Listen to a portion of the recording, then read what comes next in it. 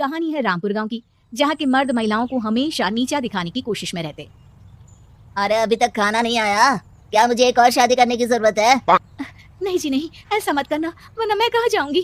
खाना लेकर मैं अभी आई जी। गांव की पंचायत में भी फैसले हमेशा औरतों के खिलाफ ही रहते। मैं जो फैसला सुनाता हूँ वो भगवान की आज्ञा होती है। इस लड़के ने अपने मन से शादी करके अच्छा नहीं किया। लड़के को घर भेज दो और इसकी शादी इसकी जाति की किसी लड़के से करवा दो, लेकिन ये लड़के इसे तो गांव के बाहर निकाल दो। नहीं नहीं जमींदार साहब, ये क्या बोल रहे हैं? ऐसा नहीं हो सकता। मेरी बेटी मासूम है, इसे अच्छे बुरे की समझ नहीं है। अरे कहाँ जाएगी ये बेचारी? कहाँ जाएगी? इतनी चिंता है तो पूरे परिवार का गांव निकाला कर देते हैं। बेचारे पूरे बसे बसाए परिवार को गांव छोड़ना पड़ता है। चाहे जो हो, अगर बेटियों को कंट्रोल नहीं कर सकते तो गांव में रहने का कोई मतलब नहीं है। यहाँ औरतों को दब कर रहना होगा। कोई भी अपने हिसाब से कुछ नहीं कर सकता, सब ईश्वर की मर्जी से ही होगा। तभी गांव का एक आदमी दौड़ा दौड़ा आता है। सरपंच साहब, जमींदार साहब, वो कालिया है ना, उसकी बेटी पढ़ने के लिए शहर जा रही है। अच्छा, ये कब हो गया? और कालिया की हिम्मत कैसे हो गई ऐसा करने की? लेकर आओ उसे और उसकी बेटी को। बस फिर क्या था, हाजिर हो जाते हैं कालिया और उसकी बेटी सरपंच के सामने। अरे कालिया, ये क्या सुनने में आ रहा है? बेटी को इंजीनियर बना रहा है तू? और ये बता, गांव में तो स्कूल नहीं है, फिर कहां से इतनी क्लास पास कर गई तेरी बेटी? राधा, जो कि कालिया की बेटी है, उसे लगता है कि सरपंच उसकी तारीफ कर रहे हैं। सरपंच जी, मैंने ऑनलाइन पढ़ाई की है, डिस्टेंस लर्निंग से। सभी में मैंने अच्छे नंबर पाए हैं, जिसे देखते हुए शहर की इंजीनियरिंग कॉलेज में मुझे स्कॉलरशिप मिली है। वाह जी वाह, क्या होती है ये? पहले तो ये बताओ, फिर आगे की बात करते हैं। पूरा गांव राधा की बात सुन रहा था और राधा बोलती जा रही थी। तो ऐसे मैं फ्री में एक अच्छी शिक्षा लेकर गांव में जो कुछ परेशानियां हैं, जैसे बिजली, पानी और इंटरनेट जैसी समस्याओं के लिए काम करूंगी। मैं गांव को शहर से जोड़ने के लिए पुल का निर्माण करवाने का प्रस्ताव रखूंगी।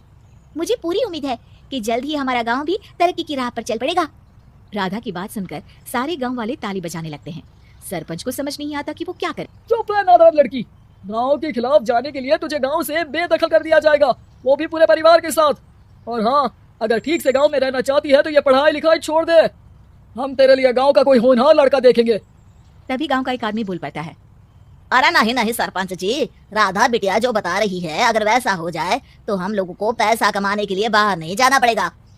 हाँ जी, और ना ही कोसों दूर पानी के लिए भटकना पड़ेगा। हमारे बच्चे भी अच्छी पढ़ाई कर सकेंगे और आगे बढ़ेंगे, ना कि हमारी तरह खेती करते बैठेंगे। क्यों गांव वालों, राधा बिटिया का साथ देना चाहिए ना। सरपंच देखता है कि गांव राधा के साथ है तो वो चुप हो जाता है। वो घर आकर अपने सलाहकार से बात करता है, जो बहुत ही चालाक किस्म का इंसान होता है। अरे सरपंच साहब, आपको बहुत ही होशियारी से काम लेना पड़ेगा।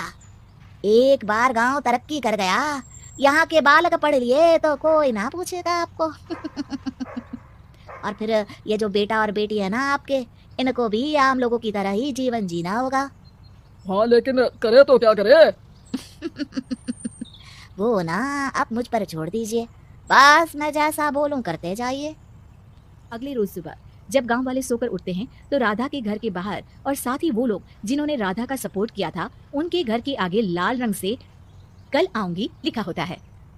कल आऊंगी, यह क्या होता है? अरे यह तो खून से लिखा है, लगता है कोई भूत प्रेत या चुड़ैल का साया है। चलो सरपंच जी के पास चलते हैं। सभी सरपंच के पास जाकर उसे सारी बात बताते हैं। और ये तो बड़ी मुश्किल की बात है। चलो, मैं एक बाबा को जानता हूँ, उन्हें बुला लेता हूँ। सरपंच बाबा को लेकर गांव के घर के बाहर जाता है।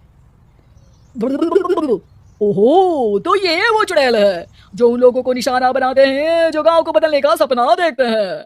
वो गांव को ऐसे ही संपन्न देखना चाहती है, वो नहीं चाहती कि कोई बाहर यहाँ का कायाकल्प करे। क्या तुम लोगों में से किसी ने गांव को बदलने की सोच रखी है? तभी राधा की माँ रोते रोते आती है। मेरी राधा घर से गायब हो गई है, अरे कोई तो बचाओ, मेरी बच्ची कहाँ गई? ले गई वो चुड़ैल, तेरी बच्ची को ले गई। अब वो उसे श्रापित करके छोड़ेगी, उस पर चुड़ैल का साया हो जाएगा। तभी बुरी सी हालत में राधा भी वहां आ जाती है। उसके बाल चुड़ैल की तरफ फैले होते हैं और कपड़ों में खून लगा होता है। सभी राधा को देखकर डर जाते हैं। माँ, पता नहीं मुझे कौन उठा कर ले गया था। अरे दूर हो जा चुड़ैल, अब हम लोग इस गांव में नहीं रुकेंगे। अरे कैसी बातें कर रहे हैं आप? कल तो आप मेरे भरोसे गांव का हुलिया बदलने, अपने बच्चों को पढ़ाने और तरक्की उन्नति की बात कर रहे थे, तो आज क्या हो गया आपको? ये फिर तुम लोगों को बहकाएगी। ये चुड़ैल गांव में आ चुकी है, ऐसे ही ये तुम्हारे घर के बच्चों को भी ले जाएगी। गांव वाले राधा को गांव से बाहर निकाल देते हैं। उसके माँ बाप रोते रहते हैं, लेकिन गांव वाले नहीं मानते। मैं भी अपनी बहन के साथ गांव के बाहर रहूंगा, लेकिन वो पढ़ाई नहीं छोड़ेगी। वहीं सरपंच के घर पर सलाहकार कहता है, देखा, सांप भी मर गया और लाठी भी नहीं टूटी। लेकिन अगले ही दिन सरपंच के घर के बाहर भी वही शब्द लिखे होते हैं। और फिर सरपंच की बीवी कहती है, हमारी बेटी को किसी ने अगवा कर लिया है। तभी राधा का भाई वहां आ जाता है। अरे गांव वालों, मैंने सरपंच जी की बेटी को देखा था, वो चुड़ैल उसे उठाकर ले जा रही थी। अरे क्या मजाक कर रहे हो? नहीं नहीं सरपंच जी, आप नहीं जानते, वो चुड़ैल अब आपकी बेटी में आ जाएगी, जैसे राधा के अंदर आ गई थी। तभी सरपंच की बेटी वैसी ही हालत में वहां आती है जैसे राधा आई थी।